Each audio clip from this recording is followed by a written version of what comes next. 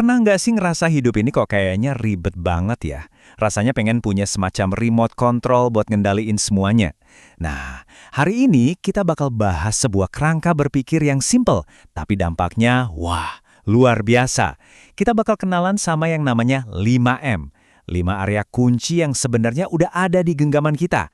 Pasti pernah dong ya, antara deadline kerjaan, ngurusin rumah, belum lagi mikirin kapan bisa me time.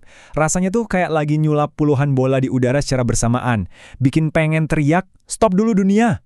Nah, disitulah kita sering ngerasa kehilangan kendali. Gimana kalau ternyata, buat ngambil alih kendali lagi, kita tuh nggak perlu mengubah semua hal besar di luar sana. Konsep yang mau kita bahas ini intinya cuma satu, fokus aja ke 5 area ini. Anggap aja 5M ini kayak semacam cheat code buat naklukin hari-hari yang paling ruwet sekalipun. Yuk, kita kupas tuntas. Ini dia peta perjalanan kita hari ini. Pertama, kita kenalan dulu sama 5M ini. Terus, kita dalemin soal mulut dan uang, lanjut ke dunia dalam kita, yaitu suasana hati dan pikiran. Gak lupa, kita bahas soal keajaiban sopan santun, dan yang paling penting, gimana caranya biar ini gak jadi wacana doang. Oke, kita mulai dari yang paling dasar. Coba deh, bayangin, hidupmu itu kayak sebuah mobil, dan kamu itu sopirnya. Nah, ke-5M ini adalah dashboard pribadi kamu, panel kontrol utama yang nentuin mobilmu mau ngebut, belok, atau jalan santai. Simple banget kan analoginya? Pikiran kita itu setirnya yang nentuin arah. Mulut itu klakson, bisa dipakai buat ngasih sapaan ramah atau ya bikin berisik jalanan. Suasana hati itu indikator suhu mesin. Kalau terlalu panas, bisa-bisa mogok. Uang itu bensinnya. Tanpa itu, kita nggak bisa kemana-mana. Dan sopan santun, itu lampu depan kita, biar jalan kita terang, dan kita juga nggak nabrak orang lain. Siap? Sekarang kita masuk ke 2M pertama yang paling kelihatan sama orang lain. Mulut dan uang. Dua hal ini efeknya paling cepat kerasa, baik buat diri kita sendiri, maupun buat orang-orang di sekitar kita. M yang pertama, mulut. Setiap kata yang keluar dari mulut kita itu punya kekuatan loh. Bisa jadi kayak pelukan hangat yang menenangkan, atau sebaliknya, bisa lebih tajam dari pisau. Jadi mengendalikan apa yang kita ucapkan itu adalah langkah pertama buat mengendalikan kualitas hubungan kita. Setuju? Ini pasti sering kejadian. Lagi debat soal hal sepele, tiba-tiba emosi naik, terus mulut kelepasan ngomong sesuatu yang bikin nyesal setengah mati. Nah, tips dari mentor nih, bayangin di otak kita ada tombol pause. Sebelum mulut bereaksi pas lagi panas-panasnya, tekan tombol itu. Tarik napas kali aja. Percaya deh, jeda 1 detik itu bisa mengubah peluru jadi kata-kata yang menenangkan. M yang kedua, uang. Ingat ya, ini bukan soal jadi super kaya, tapi soal jadi bijak. Uang itu kan cuma alat, bensin buat mobil kita tadi. Kalau kita pakainya boros, ya jangan kaget kalau tiba-tiba mogok di tengah jalan. Intinya satu, kita yang pegang kendali atas uang. Jangan sampai nasu belanja sesaat yang ngendaliin kita. Siapa sih yang nggak gemeteran lihat notifikasi flash sale 90%? Rasanya jari ini otomatis pengen ngeklik beli sekarang. Coba deh, trik simple ini, namanya aturan 24 jam. Lihat barangnya, masukin ke keranjang. Udah, tinggalin aja dulu. Kalau besoknya kamu masih kepikiran dan merasa butuh banget, baru deh check out. Seringnya sih rasa pengen itu udah hilang entah kemana. Ajaib kan? Oke, urusan luar udah kita bahas. Sekarang kita masuk lebih dalam. 2M berikutnya ini, suasana hati dan pikiran, ini adalah mesin dan sistem operasinya. Disinilah kualitas hidup kita yang sebenarnya diatur.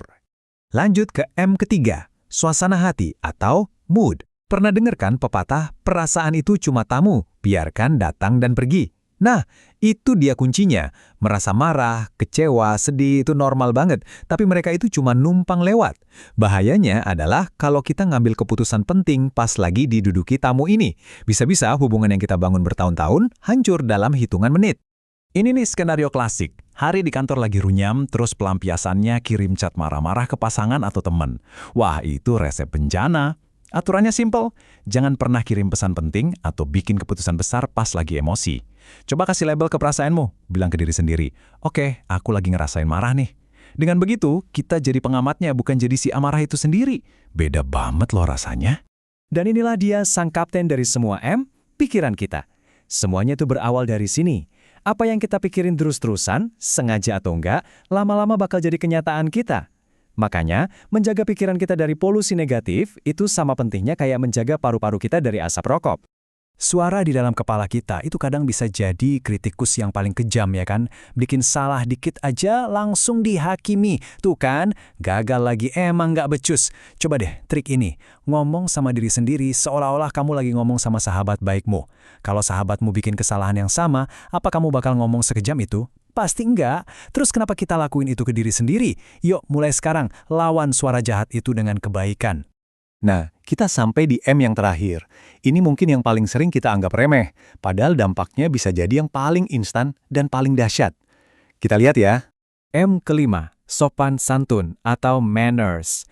Ini tuh ibarat pelumas dalam interaksi sosial kita.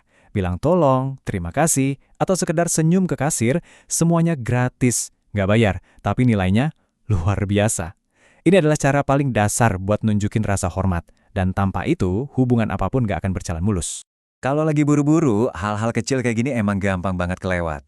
Tapi coba diperhatiin, satu ucapan terima kasih yang tulus ke bapak ojek online bisa bikin harinya jadi lebih cerah. Satu senyuman bisa mencairkan suasana. Coba deh, jadikan tolong dan terima kasih sebagai setelan default kita. Percaya deh, kebaikan kecil itu punya efek domino yang luar biasa. Oke, teorinya udah dapat semua nih. Sekarang bagian yang paling penting. Gimana mulainya? Ingat, kunci dari perubahan itu bukan tahu semuanya, tapi mulai dari satu langkah kecil yang kita lakuin secara konsisten. Stop! Jangan coba kuasai kelimanya sekaligus, nanti malah pusing sendiri. Pilih satu aja. Misalnya, minggu ini aku mau fokus ke mulut. Janji sama diri sendiri nggak akan ngomongin orang lain. Tulis di sticky note, tempel di laptop. Terus tiap hari cari satu momen aja buat latihan sadar. Udah, sesimpel itu. Jadi, pertanyaan terakhir buat kamu renungkan. Dari kelima M ini, mulut, uang, suasana hati, pikiran, dan sopan santun, satu M mana yang kalau kamu fokusin minggu ini aja, kira-kira bakal ngasih perubahan paling besar di hidupmu sekarang? Cuma kamu yang tahu jawabannya. Mulailah dari sana. Terima kasih banyak sudah menyimak.